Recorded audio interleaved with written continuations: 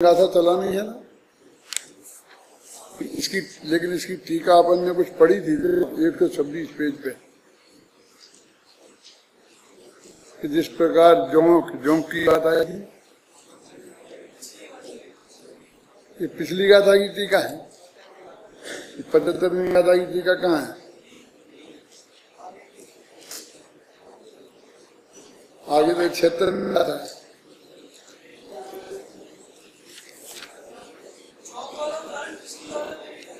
अच्छा, डबल है। हाँ, ये तो मैंने कभी क्या है, मैंने एक तो कल पढ़ लिया और बोला, इतना भी याद है कि बोला था 75वीं गाथा चलाएंगे। हैं?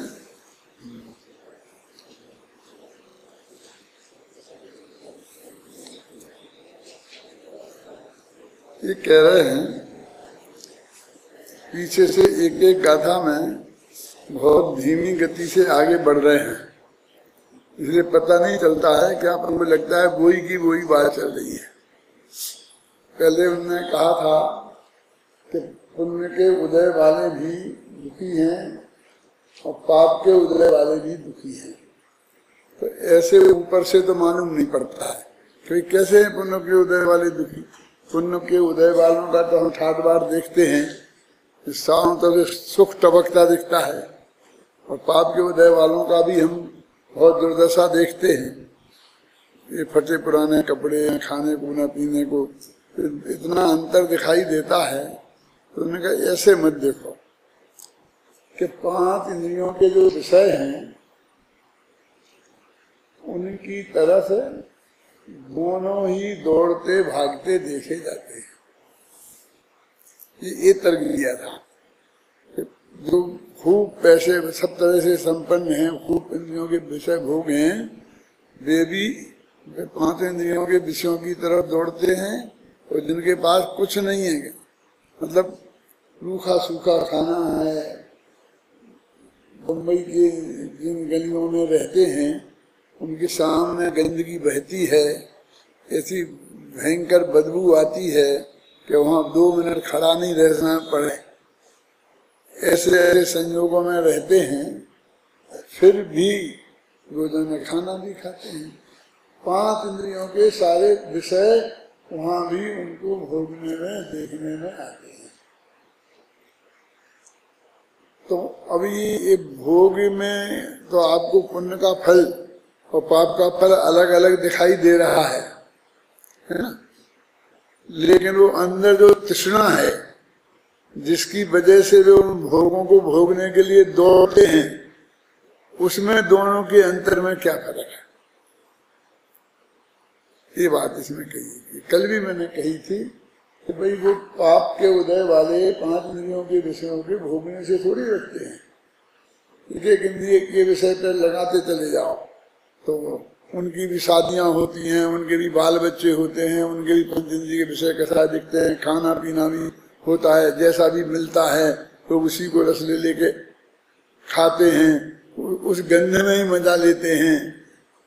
जो चीजें दृश्य दिखाई देते हैं उन दृश्यों में भी अच्छे बुरे का भेद करके वो अपनी इच्छाओं की पूर्ति करते हैं।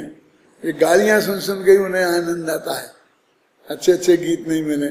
मतलब 5 इंद्रियों के विषयों की तरफ ये पाप के उदय वाले भी उसी तरह दौड़ते भागते देखे जाते हैं जैसे 5 इंद्रियों के विषयों की जिनके पास अपार हैं वे भी दौड़ते भागते देखे जाते हैं। बताओ, तो अंदर जो तृष्णा है जो उन्हें दौड़ा रही है उन 5 इंद्रियों के विषयों की तरफ, उसमें क्या फर्क है? अब आजकल वो जीना अखबार इससे ही भरे रहते हैं। उसने 8 वर्ष की बच्ची से उसके मौसा ने गड़बड़ कर दी, उसके चाचा ने गड़बड़ कर दी, उसके भाई ने कर दी, सौतेले भाई ने कर दी, सगे भाई, कोई हिसाबी किताब कहीं दिखता नहीं है।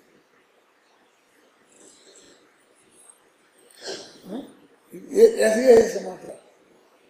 मैं ये कहता हूं कि इस अखबार वालों को भी एक संहिता बनानी चाहिए। ये अखबार बार बार हमारे जनता को पढ़वा कर समाचार इकाई की प्रेरणा देना चाहते हैं।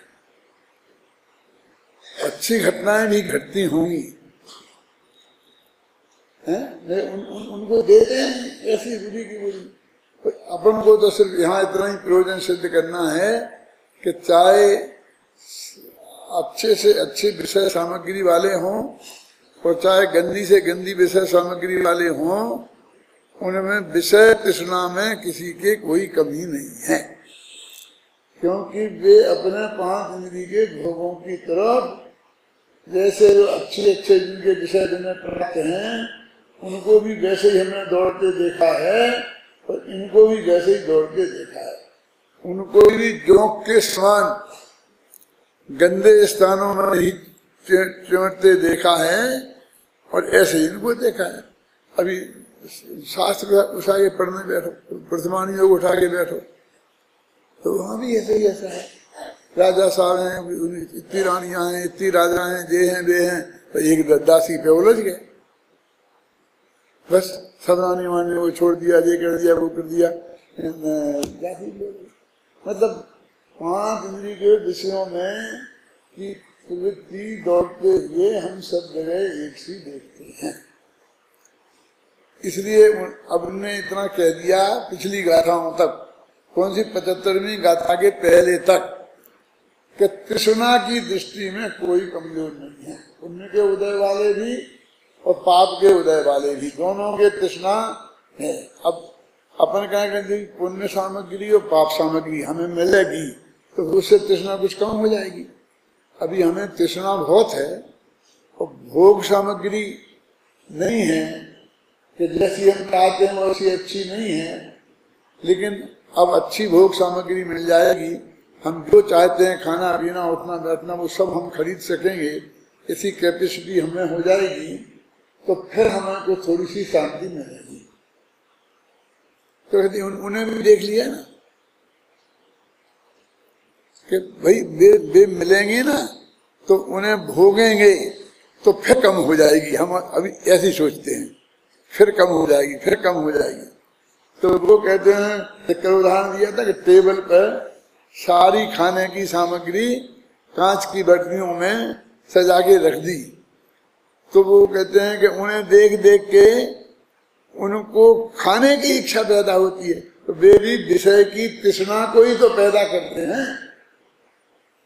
पुण्य का उदय, पुण्य के उदय में प्राप्त भोग सामग्री ये सब वो भोगने के भाव को ही तो पैदा करते हैं।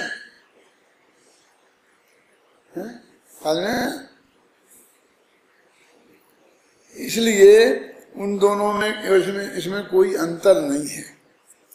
अब क्या बताना चाहते हैं कि वो लिखा है, इसमें कहा है, अब इस गाथा में यह बता रहे हैं कि पुण्य में दुखों के बीज की विजय है। क्या ये भाषा तो दो आचार्य की, कुछ अर्थ समझ में आया? पुण्य में दुखों के बीज की विजय है कि दुखों के बीज जो भोग है ना उनकी विजय हो रही, उनके ऊपर दौड़ दौड़ के मर रहे। जिनको अपन सबसे खोटा कहते हैं, अपवित्र कहते हैं, निंदनीय कहते हैं, उनके बाद संपर्क में नहीं रहना चाहते हैं। लोक में उनको वेश्याएं हैं और सबसे निंदनीय मानी जाती हैं, कोई भी उसकी प्रशंसा करता नहीं मिलेगा। हैं फिर भी ये नाचने वालियां हैं, ये सिनेमा की एक्ट्रेस हैं, मतलब इनके घर में कोई संबंध नहीं करना चाह रहा, अपनी बेटी को नहीं देना चाहता, इनकी बेटी को लेना नहीं चाहता, फिर भी उनके पीछे दौड़ते हैं, उनको कितना सम्मान देते हैं। यदि इधर आए कोई एक्टर तो स्टेशन पे दौड़े दौड़े जाते हैं, फिल्म के देखने को जाते हैं, कहीं जाते कोई भगवान के दर्शन करने के लिए नहीं जाते होंगे जैसे। माने निंदनीय यानी दुख के बीज की ही तो विजय दिख रही। क्या बोले माने इसमें जो मैं पढ़ रहा था ना अभी, क्या क्या था कि पुण्य में तृष्णा रूपी बीज दुख रूप वृक्ष पर कहेंगे। अब यह बता रहे हैं कि पुण्य में दुखों के बीज की विजय है। तात्पर्य यह है कि पुण्य में तृष्णा रूपी बीज दुख रूप वृक्ष की वृद्धि को प्राप्त होता है। वो जो तृष्णा का बीज था वो वृक्ष बन जाता है और बढ़ जाता है, वो फलता फूलता है। माने उससे कम होता तो दिखाता ही नहीं है। हम समझते थे कि रोटी खाएंगे तो भूख मिट जाएगी, लेकिन उससे तो और भूख बढ़ती दिखाई देती है ना। गाथा का, हाँ अब बोलो, गाथा पढ़ो इसे।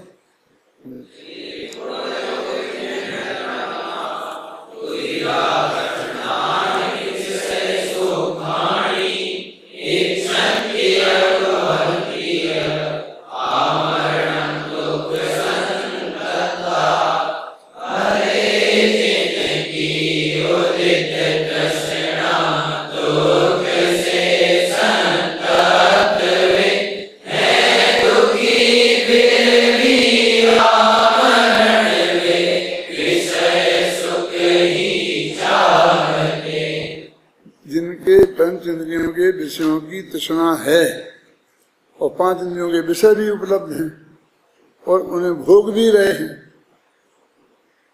तो उससे हमको तृप्ति की आशा थी। ऐसा अपन कहते ना कि भाई अभी अभी अभी नया नया है तो थोड़े खाएंगे पिएंगे रहेंगे घूमेंगे फिरेंगे तो फिर 1-2 साल में फिर नॉर्मल हो जाएंगे। ऐसा करते कि नहीं कहते? लेकिन हम तो देख रहे हैं ये तो 80-90% भी नॉर्मल नहीं होते।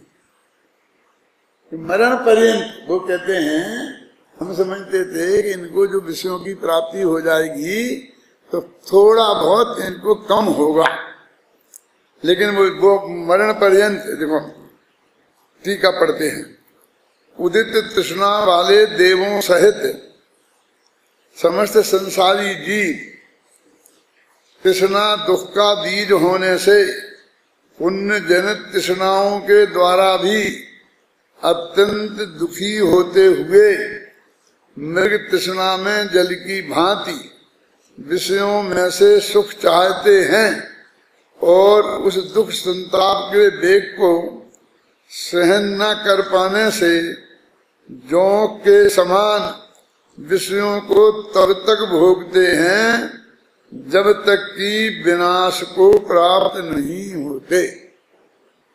मरण को प्राप्त, मरण पर्यंत। हम तो समझते थे, गुरुदेव ने ऐसी भाषा लिखी इसमें प्रवचनों में, अब मेरे पास थोड़ी तबीयत मेरी ठीक हो गई है, अब मुझे थोड़ी सी धंधे पानी में फायदा भी हो गई है, अब सब अनुकूलता हो गई है, तो अब कुछ दिनों सुख से रहूंगा और धर्म करूंगा। ऐसा नहीं, अब मैं धर्म करूंगा। तो क्या जिसके अब धर्म करेगा? अब जिन उनमें से सोचता ऐसा है और फिर उन्हीं में जाके बहुत गहराई से उलझ जाता है, ऐसा लगता है। इससे सिद्ध होता है कि पुण्य सुखाभास रूप दुख का ही साधन है। कैसे दुख का साधन है पुण्य? सुखाभास रूप, लगता है सुख हो जैसे, सुख का आभास देता है, देखने वाले को लगता है, दुनिया को लगता है, लेकिन वो है दुख ही। तो सुखाभास रूप दुख का ही साधन है कौन? पुण्य। पुण्य के प्रति जो इतना गहरा रस है ना हमारे सबके अंदर, उसका रस कम करने के लिए ये बात बता रहा है।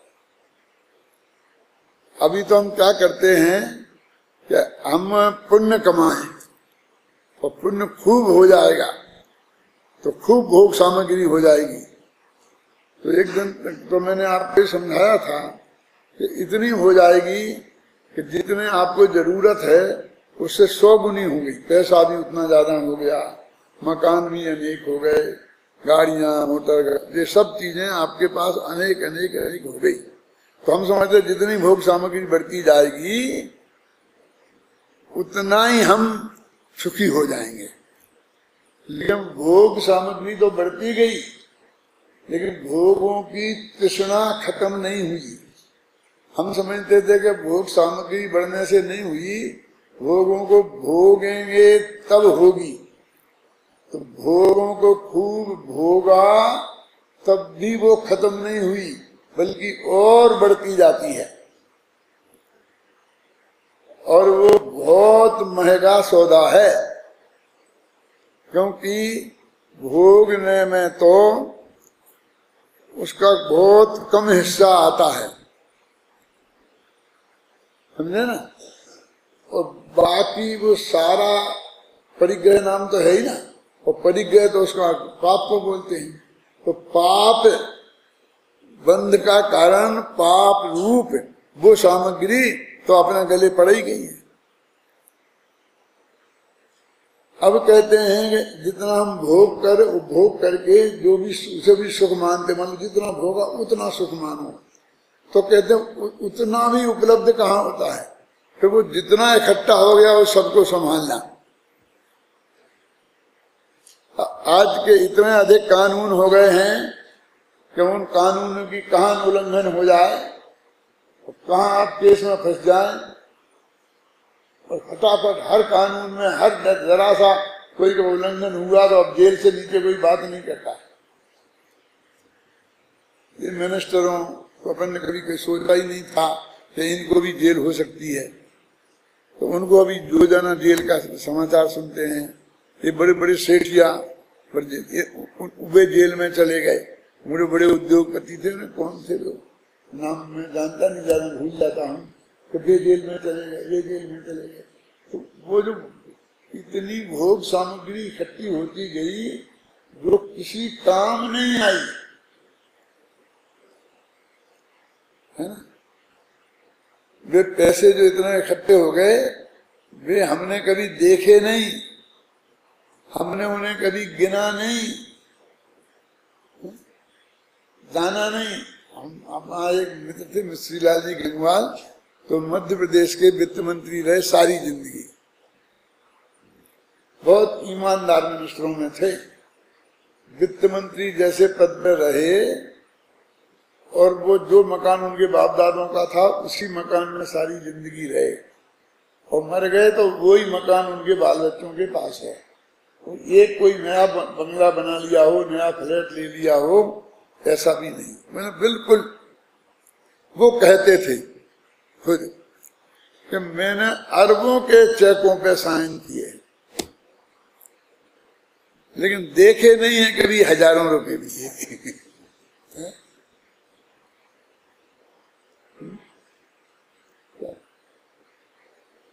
बहुत सा हमारा परिग्रह तो ऐसा है कि जो जिंदगी भर हमने उसे देखा ही नहीं, देख ही नहीं सकते हैं।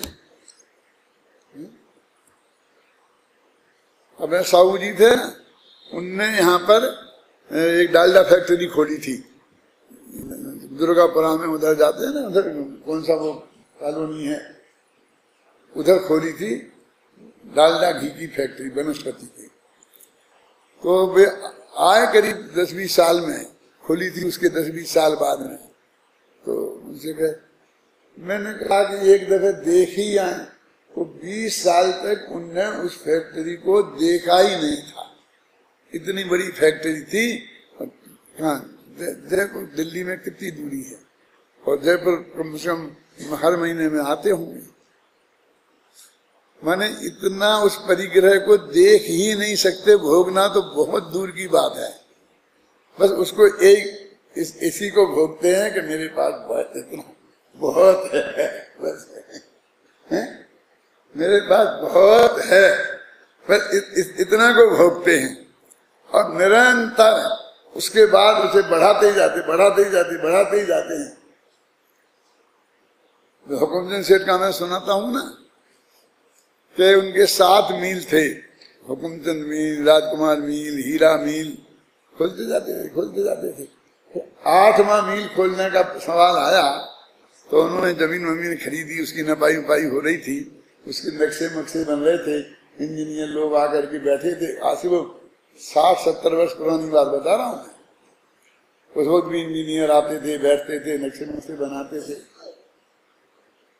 तो सेठानी ने पूछा कि सेठ जी क्या हो रहा है? तो उन्होंने कहा एक नया मिल खोल रहे ना 8वां, तो उसकी जमीन का नाप है, नक्शे नक्शे बन रहे हैं। तो सेठानी ने कहा सेठ जी नरक 7 ही होते हैं।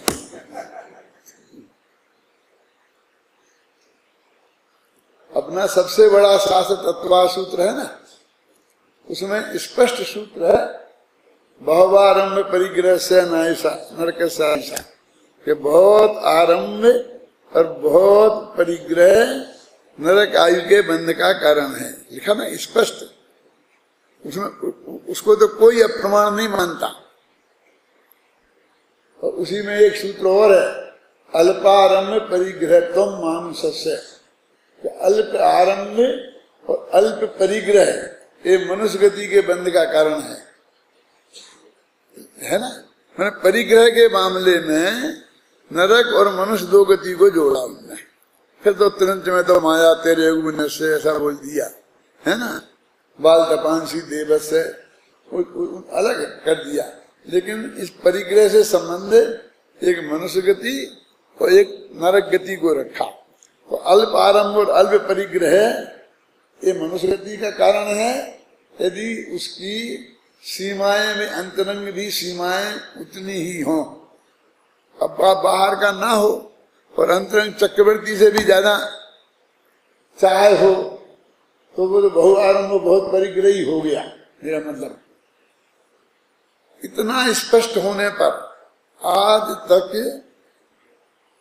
जो अपने जितने 5 लाख या तो जितने भी जैनी होंगे, जितने भी होंगे 1 करोड़ 2 करोड़, उसमें एक आदमी को इस सूत्र में शंका नहीं हुई और किसी ने विरोध नहीं किया।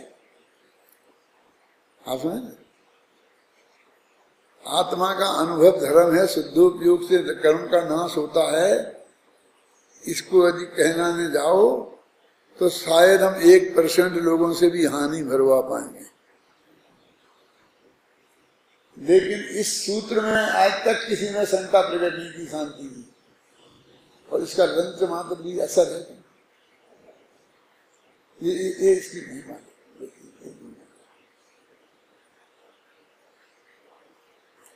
कहते आप वही बात लग रहा है, 8 दिन से हम देख रहे हैं। अब क्या करें, गाथाएं भी वही लग रही ना, गाथाओं में निकल रहा कि मैं ऊपर से अपनी तरफ से लगा रहा हूं क्या। लेकिन इतने से क्या होता है, जितनी गहराई से ये अंदर में जमा है उतनी गहराई से इसकी इधर वो होना चाहिए ना चिंतन, तब जाकर के काम बनेगा ना। जैसे अपन ने इधर उल्टा रट लिया, 2 2 5 2 2 2 दूनी 5 2 दूनी 5 ऐसा रट के बहुत पक्का कर लिया। अब किसी ने बताया कि 2 दूनी 5 नहीं होता है, 2 दूनी 4 होता है। तो अब 2 दूनी 5 नहीं, ये भी उतनी ही बार तो बोलना पड़ेगा कि जितनी बार 2 दूनी 5 रटा है। कि वो जो अभ्यास है उसे भूलें कैसे, तो निरंतर ये चिंतन करें। निरंतर ये चिंतन होना चाहिए, तो वही की वही बात नहीं आएगी। अब आता है तो कहते हम 10 ही गाथाएं लिखी, अब अपन एक गाथा रोजीना पढ़ते हैं, तो 10 दिन तक तो चलेगी ना फिर वो बात। उसी बात को थोड़ा आगे बढ़ाते हैं। वो मैंने इसे देखा है गहराई से, तो थोड़ा सा आगे बढ़ाया है। देखो आचार्य जयसेन तात्पर्य वृत्ति में इस गाथा का भाव सामान्यतः आचार्य अमृतचंद के समान ही स्पष्ट करते हैं, परंतु निष्कर्ष के रूप में अंत में लिखते हैं, इससे निश्चित हुआ कि तृष्णा रूपी रोग को उत्पन्न करने वाला होने से पुण्य वास्तव में दुख का ही कारण है। एक बिल्कुल हूबहू अनुवाद है, क्योंकि अब वो संस्कृत की टीका यहाँ है नहीं इसमें, जाके जैसे इनकी है ना, दुख का ही कारण है, पुण्य दुख का ही कारण है। क्यों बोलो आप सोचो, ये आगम वचन है ना, ये हमारी तुम्हारी बात थोड़ी है ना। हम कहते हैं देखो ऐसा कहते ऐसा कहते ऐसा कहते हैं। इस प्रकार इस गाथा में अनेक प्रकार से यही स्पष्ट किया गया है कि जिनके तृष्णा है वे दुखी ही हैं। पाप के उदय वाले प्रतिकूल संयोगों से अथवा अनुकूल संयोगों के न होने से दुखी हैं, और पुण्य के उदय वाले तृष्णा के कारण भोगों को भोगते हुए भी आकुलित हैं, दुखी हैं। इस संसार में सुखी कोई नहीं है। वैराग्य भावना में भी कहा है कि तू संसार विषय सुख हो तो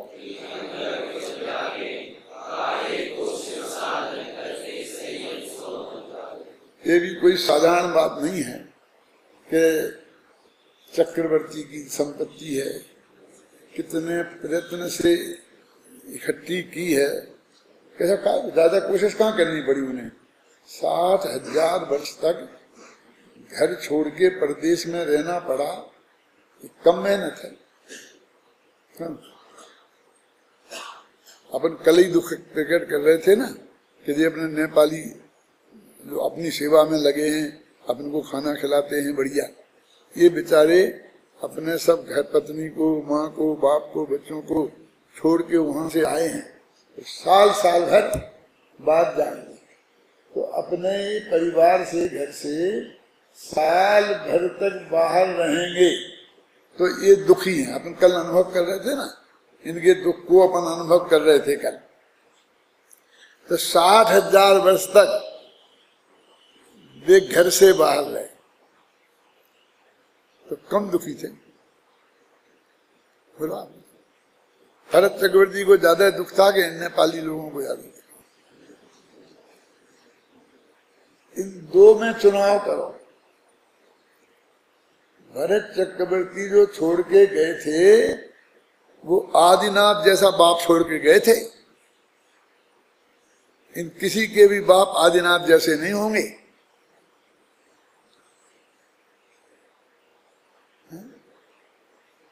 सारी दुनिया जिनके पास आती थी, स्वर्ग के देवता भी उतर उतर के जिनके आते थे समोषण में सुनने के लिए,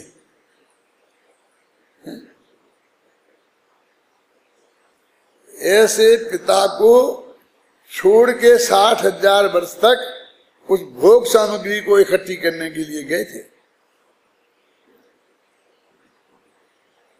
अब वो लौट के आए तो जो बाहुबली की घटना हुई वो अपने आप कितनी दर्दनाक घटना थी, उससे भी बड़ी दर्दनाक घटना का ध्यान आपको नहीं है। ये तो बाहुबली तो सौतेले भाई थे, इसमें क्या दम है। सौतेले भाइयों को तो हर एक से ही झगड़ा होना है? लेकिन उनके सगे भी 6 भाई थे क्या? तो उनको भी आदिनाथ खुद ही अपने हाथ से राज्य दे के गए थे क्या? तो उनसे भी यही कहा कि जाके आओ और हमारी अधीनता स्वीकार करो। अधीनता स्वीकार करो माने वो राज्य हमें सौंप दो और फिर हम तुम कोई काम बताएंगे वो तुम काम करना। तो हम वही काम बता देंगे तुम्हें कि तुम इसी राज्य को संभालो, लेकिन वो अब कल से तुम हमारी तरफ से संभालोगे। इतना सा फर्क है, कोई ज्यादा फर्क है? ज्यादा फर्क तो नहीं था। फिर काय को चले गए, दीक्षा ले गए नहीं, काय क्यों ले गए? हो जाते। अरे भाई साहब, मालिक से नौकर बन गए कल। आज तक वो आदिनाथ दे गए थे, अपनी पिता की दी हुई संपत्ति के मालिक थे ना, और कल उनकी सारी उन्होंने ले ली। अब उनकी तरफ से हम संभाल रहे हैं। क्यों? तो नौकर बन गए कि नहीं बन गए? उनको नहीं जची कि हम तो भाई साहब आपसे सहयोग कर रहे हैं, एक 6 खंड का राज्य हमारा हो गया ना, अब अकेला हमसे थोड़ी संभाला जाएगा। हम भाई लोग साथ नहीं देंगे, सहयोग नहीं देंगे तो हम कैसे संभालेंगे? क्यों? इसलिए तुम हमारा राज संभालो। तो हम संभाले तो थे ही, मेरे समझ में, हम तो संभाले ही थे। अब हम तुम भी जब आगे पड़े कि हमें दे दो।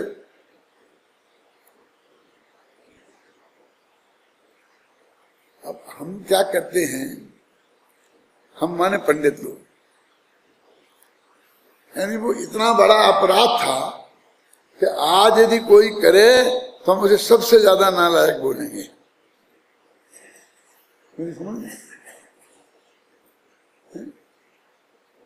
हम ही निकालते हैं रास्ता, वो तो नियोग है, वो तो चक्ररत्न का नियम है, वे तो किसी को छोड़ ही नहीं सकते हैं। तो उन्हें तो करना ही पड़ेगा, दिग्विजय तो करनी ही पड़ेगी, हर एक से राज तो छीनना ही पड़ेगा। तो वो तो उनकी मजबूरी होगी, तो उनको हम मजबूरी में डाल के और जैसे उनके पाप कसरों को थोड़ा हल्का करने की कोशिश करते हैं। यदि मजबूरी है तो परिग्रह रहते ही रहते मोक्ष चले जाते। कोई बहुत बड़ा पाप नहीं था तो काय को रोका, क्यों रुके? और उस परिग्रह में रहे तो गारंटी से नरक जाते हैं। वे चक्रवर्ती वो छोटा मोटा नहीं था, वे सगे भाई कि हमें नहीं चाहिए, तुम्हारी नौकरी करना है, और सब छोड़ के नग्न दिगंबर होकर दीक्षा लेके चले गए। तो ये बाहुबली की घटना से ये कोई छोटी घटना है? एक जिसने सामना किया जान ठोक के, उसको तो बड़ी घटना बताए। तो एक बेचारा चुपचाप, भाई साहब आप संभालो, हम जा रहे हैं, ये छोटी घटना है। फिर भी नहीं कहा था हम कुछ नहीं कहते, तुम अपना राज संभालो। फिर भी ये कह दिया अपने मिनिस्टरों से संभाल लो, संभाल लो, सैनिकों से कह दिया संभाल लो। यदि ये जाते हैं तो किसी दूसरे को सौंप दो ये काम, राज। क्यों? कि साहब आपको क्या पता, शास्त्र पढ़ते तो हो नहीं कि दूसरों को सौंप दो। अरे दूसरों को कहां सौंपे, उन्हीं के बच्चों को। क्या वे चले गए ना, बाहुबली चले गए तो उनके बेटे को राज तिलक कर दिया, और वे चले गए उनके बेटों को कर दिया। तो दूसरों को कहां सौंपा? अच्छा, वे दूसरे नहीं है तो उन्हीं के बच्चों को सौंपा था। तो वे उनके बच्चों को तो वे खुद ही सौंप जाते हैं।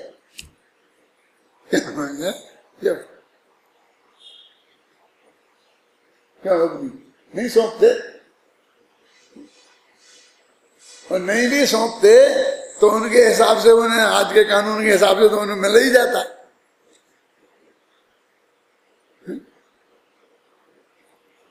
अरे उनके लड़के को नौकरी पे रख लिया आपने यहाँ, चपरासी रख लिया समझ लो।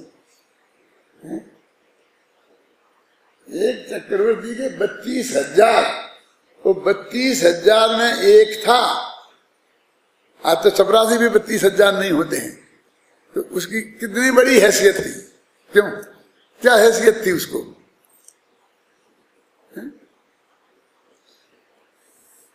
नहीं साहब इतना तो करना ही पड़ेगा। तो वो चक्रवर्ती तो कितना बड़ा पुण्य का उदय होगा, कितना बड़ा पाप तेरे को करना ही पड़ेगा, ऐसी अनिवार्य सजा। क्या अपने कहते हैं ना, औरंगजेब फलाना जेब, इसने उसको मार डाला, इस भाई को मार डाला, उसको मार डाला, फिर वो राजा बन गया। इस कहानियां आती है ना अपनी ये इतिहास में सब जगह हैं, मार मार के बने। तो उन्हें की क्यों कहते हो? ये तुम उठा के अपना पुराण देख लो ना।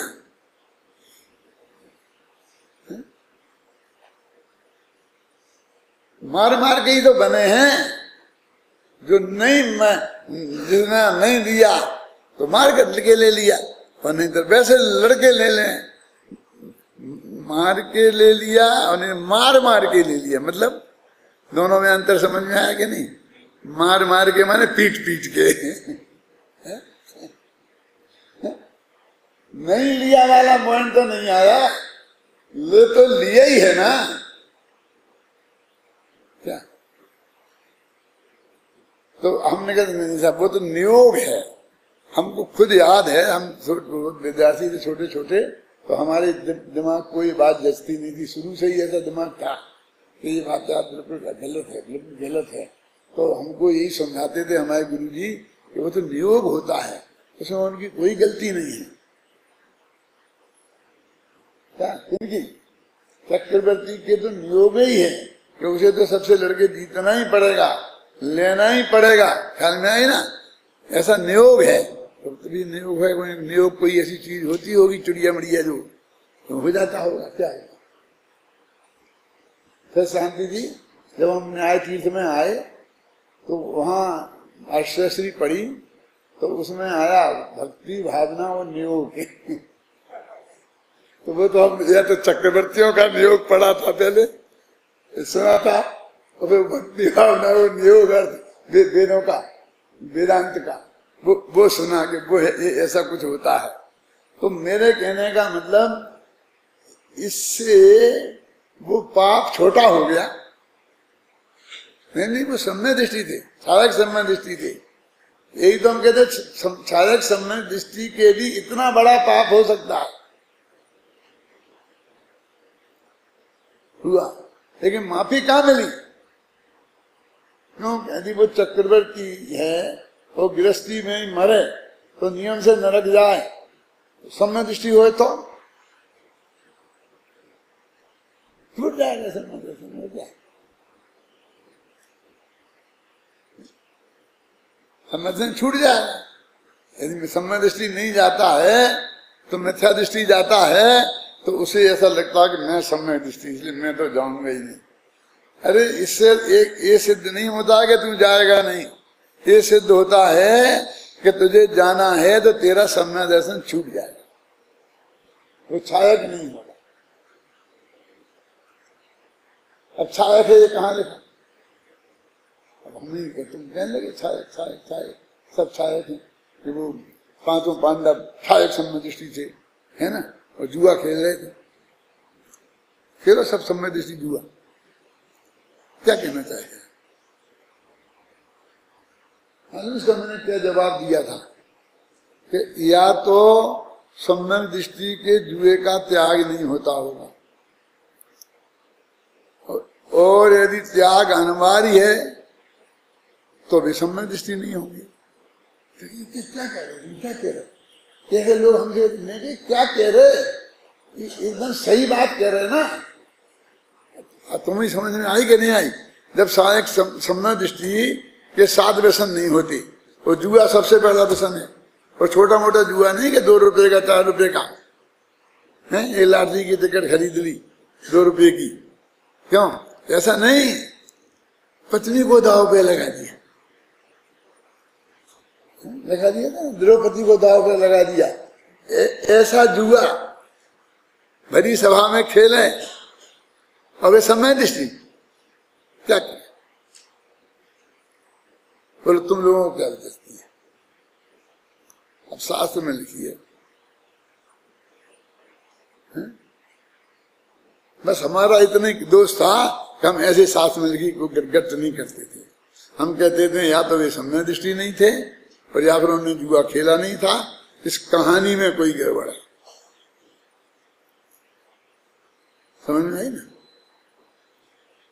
समंत भद्र अन्य सम्यक दर्शन बचा लिया, संयम तो सब चला गया, और फिर जाकर के छिपपिंडी को अंदर में वो झूठ बोल के चोरी करके, और वो भक्ष जो भी आया बिना उनके यहाँ से बन के आया होगा ना, अनछने पानी का तो हो गई ना, वो सब खाया माल, सम्यक दर्शन बचा लिया। ये सम्यक दर्शन सब ऐसा कर सकता, सम्यक दृष्टि सब ऐसा कर सकते होंगे? नहीं, ये तो बिल्कुल नहीं कर सकते। सम्यक दृष्टि भी नहीं है तो भी नहीं कर सकते, सामान्य नागरिक नहीं कर सकता। हम कहते हमारे महाविद्यालय में भर्ती हो जाओ तो उसके लिए भी नहीं कर सकते। कहते नहीं कहते, आप समझे ना। तो आप बोलो क्या चाहिए, क्या माने? हमारे बाप का क्या है, उन्हें हम सम्मत दृष्टि मान ही लें, क्या जरूरत है हमें? बताओ प्रूफ कहाँ लिखा। हम उस लेखक की जांच करेंगे, उस शास्त्र की जांच करेंगे, लिखा होगा। ऐसा थोड़ी तुमने लिखा बता दोगे तो हम मान लेंगे। उस समय या तो उनने एक घटना सही नहीं लिखी है, अतिरंजन करके किसी ने लिख दी है, और ऐसा घटा तो नहीं था। क्या ऐसा घटित नहीं हुआ था कि उन्होंने द्रौपदी को दांव पे लगा दिया हो? हम नहीं मानते हैं। और या फिर सम्यक दृष्टि नहीं थे, राजा भी सम्यक दृष्टि नहीं था, कोई नहीं था, क्योंकि किसी ने नहीं लो। राज्य में रोजीना ऐसा चलता था। ये दोनों बातें एक साथ कैसे गले गले में उतरते चली जाए?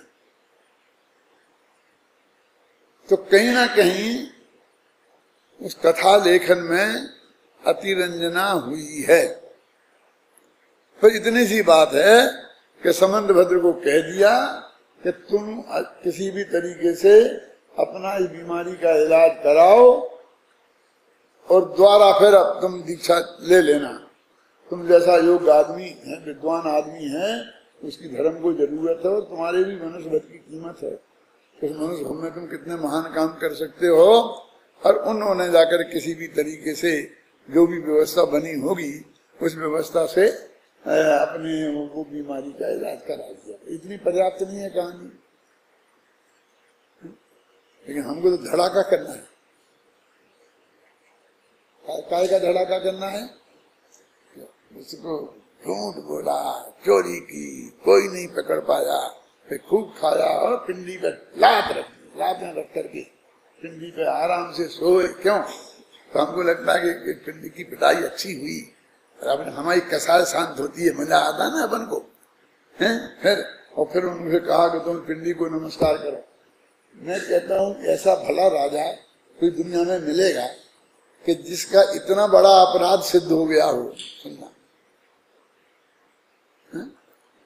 अपने विद्यालय में, संस्था में, और ये इतना बड़ा अपराध सिद्ध हो जाए किसी का, और फिर बस उसे इतनी सी सजा कि तुम भगवान को बस ऐसे देख देते नमस्ते करो। क्यों? मैं तो नहीं मानूंगा। क्या बोलो? तुम लोगों के हाथ में हुए तो वो राजा कैसा था? उसने राज कैसे किया इतने दिनों? इतने बड़े अपराधियों को इतनी छोटी सजा? उसने सजा दी नमस्कार करने की, इन्हें पंडित को छोड़ के 2 टुकड़े कर दिए। कहने नहीं, हमने तो नमस्कार किया था, पंडित फूट गई। आश्चर्य हो गया। वो क्या हो गया?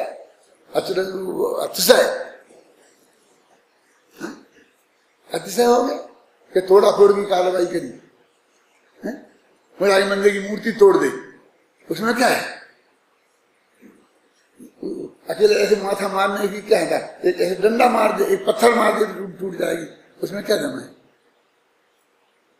और तो वह प्रभावना हो गई, महान महान महान महान, हजारों पेज रंगे गए, और जब से हजारों लोगों ने स्तुति करी उसकी। एक आदमी ऐसा मिला जो इस तरह की से सोच सकता है, इस तरह से बोल सकता है कि तो तुम समंतभद्र की निंदा। कहाँ भाई समंतभद्र की निंदा? हमारे लिए समंतभद्र तो अस्पृश्य वाला है, आत्ममीमांसा वाला है। हमारे लिए तो आप समझिए ना, रतन साहब का तारे वाले समंतभद्र हैं, वो हमारे समंतभद्र आदर्श नहीं है। वो तो वैसे ही भ्रष्ट है। हम भी भ्रष्टों को मानते हैं क्या? जब वे साधु थे, सच्चे भावलिंगी संत, और जब बाद में तभी के हम उनके पुजारी हैं, तभी हमारा नमो लोहे सभ्य सागुणम में जाता है। वो पिंडी तोड़ने के समय को हमारा नमस्कार नहीं जाता। और हम तो बस हमारे लिए वही वही समंत भद्र चाहिए हमें। हम अकेले उनको ही नमस्कार हम भेजते हैं, हमें तोड़ू फोड़ू महाराज ही पसंद है, शांत महाराज पसंद ही नहीं। क्या जरूरत थी मुझे से पिंडी तोड़ने की?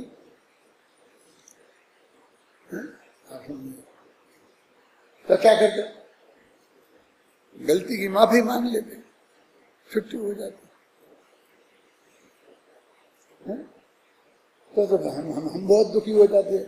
हमारे महाराज, अरे भाई सजा, तो तुम ऐसा कह रहे, मैंने वो आप पिछली कहानी में कितना स्पष्ट लिखा है कि वो कहते हैं मुनिराज कि उनने झूठ बोला है। क्या झूठ बोला? कि दिगंबर मुनि कोड़ी नहीं होते। कोई उनने लाखों रुपया नहीं कमा लिए थे, टैक्स नहीं बचा लिया था झूठ बोल के। उनके दिमाग में एक कीड़ा था कि इससे जैन धर्म की निंदा होती है कि मुनिराज कोड़ी है। हमने निंदा नहीं होने दी। अब निंदा की बात ही नहीं है, वो वस्तु का स्वरूप है।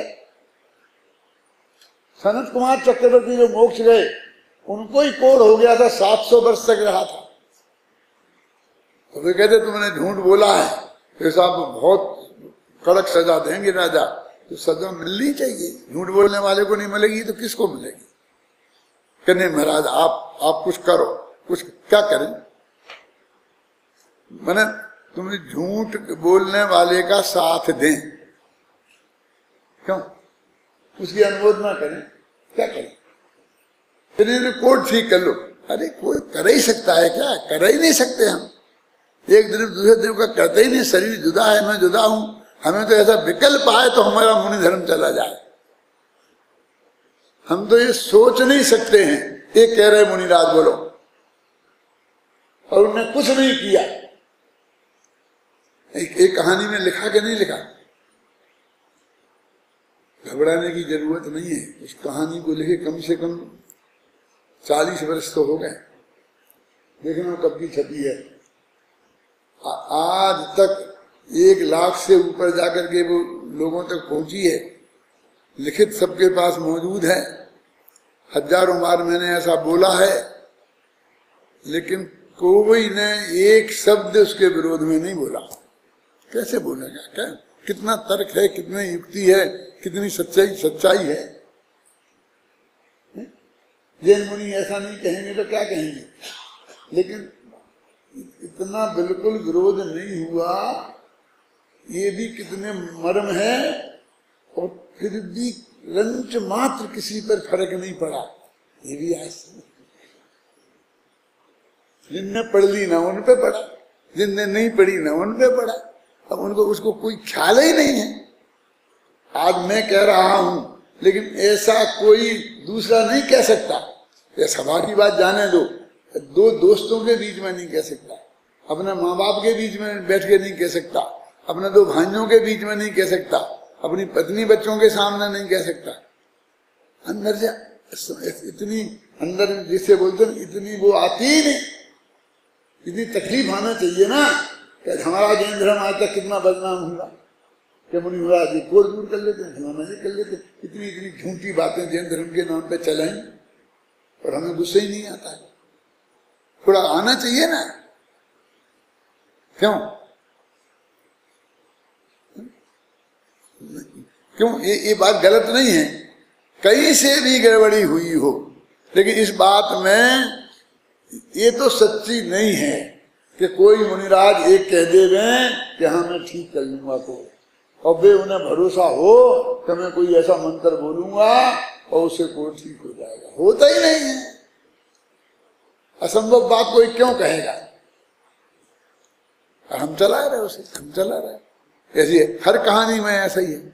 हर जो आगे पढ़ोगे ना, तो जो पहले से प्रचलित हैं, जो कहते हैं, फिर मैं कहता हूँ चले जाओ कश्मीर से कन्याकुमारी तक, रोजाना कितने व्याख्यान हो रहे हैं, लेकिन सब में से एक भी बस उसी टोन में बात करेगा।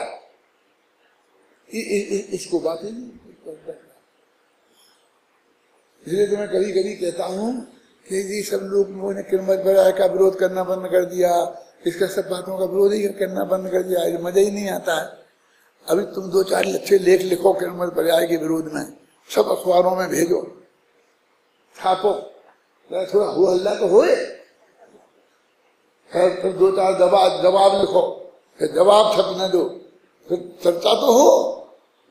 वादे वादे जाए थे तत्व बोधा, तो उससे धीरे धीरे बात चलेगी तो कुछ हो गया, तो नहीं तो किरमत बराय तो ऐसे ही मरी जाती है।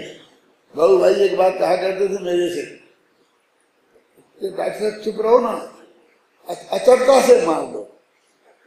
काय के बारे में कहते थे, मैं अभी नहीं कह सकता इस सभा में, समझे ना, लेकिन वो कहते थे कि अचरता से मार दो, बस चुप, नो रिएक्शन, इसको बोलते अचरता से मारना। किसी ने कुछ भी ऐसी बात कही हो जो अपन को बिल्कुल गलत है, पसंद नहीं है और अपन झगड़े में नहीं पड़ना चाहते हैं, तो अचरता सबसे बड़ा वो है। तो ऐसा जगत अचरता से हमें मार डाला। हम इतनी बड़ी बात कर रहे हैं और उसको कुछ रोम ही नहीं होता, उसको गुस्सा ही नहीं आता है? आना चाहिए ना। इसमें किसी की हत्या करने की तो नहीं कह रहे, वो गुस्सा क्या करेगा, वो गुस्सा करके आएगा तो एक ऐसी कहानी लिखेगा कि जो इसके बिल्कुल विरुद्ध होगी और जिसमें जैन धर्म के सत्य का प्रतिपादन होगा, इसमें वो सत्य प्रकट की कहा गया होगा, बस होगा, उसमें क्या फर्क पड़ना है। आप समझे, ये कोई घबराने की बात नहीं है। ये कांग्रेस अपनी सभा में भाषण देती है ना, तो वो वहां बोलती है कि ये ऐसे हैं भारतीय जनता पार्टी वाले फलाना फलाना, वो उनकी सभा में जाके कोई नहीं कहता, वे अपनी सभा में बोलते हैं। तुम अपने 4 आदमी को बैठा लो और अपनी बोलो, बस खत्म। हमने वाले अपने 4 आदमी को बैठाने में बोले। तो इतने देश में ये राजनीति इतनी गंदी है और इतनी गंदी भाषा जो बोलते हैं, तो भी शांति से चलती है ना, देश चल रहा है ना शांति से, तो चलेगा शांति से। अपन को असभ्य भाषा में थोड़ी बोलना है, लेकिन अपन को बना कि ये बात सत्य कैसे हो सकती है जब एक द्रव्य दूसरे द्रव्य का करता नहीं है। ये तुमने समय सार की ये गाथाएं पढ़ ली, अमृतचंद की ये टीका पढ़ ली, और फिर वो अपेक्षाएं में नए चक्र पढ़ लिया, समझे, ये सब पढ़ लिए, तो अब क्या कसर जाएगी बोलो। अब तुम में और हम में क्या फर्क है। जितना हमें आता था तो सब लिख के रख दिया और सब तुम्हें दे दिया और तुम पढ़ लो। तुम्हारे पास भी उतना मौजूद है कि नहीं मौजूद। तुम कैसे छोटे पंडित, हम कैसे बड़े पंडित, है ना। हमें उपलब्ध नहीं था। वो तुम्हें कांजी स्वामी का तो उपलब्ध था, खैर मान लेते हैं कि था, तो वो तो तुम्हें भी वो भी उपलब्ध है। वो कांजी स्वामी का जो हमें उपलब्ध था वो भी तुम्हें उपलब्ध है, और ये और उपलब्ध है, डबल उपलब्ध है कि नहीं है। तर्क के युक्ति के सारे खजाने भरे पड़े, हजारों पे। अपने अंदर के अज्ञान को मिटने का काम तो हम कर सकते हैं ना। किसी से लड़ने झगड़ने की बात मैं बिल्कुल नहीं कह रहा हूं। जैन धर्म का माल लड़ने झगड़ने का है ही नहीं, लेकिन वो अंदर में जो मिथ्यात्व है, जो असत्य है, उससे तो लड़ना है ना, है? उसको तो अंदर से उखाड़ना है कि नहीं। और जो हमारी समझ में एकदम स्पष्ट आ गया और फिर भी साला हमारे अंदर घुसा रहे, इससे ज्यादा दुख की बात और क्या हो सकती है। वो चीज जो हमारे समझ में एकदम आ गई है, स्पष्ट साफ आ गई है, और फिर भी वो मान्यता हमारे अंदर बनी रहे, इससे और बुरी बात दुनिया में कोई दूसरी नहीं हो सकती।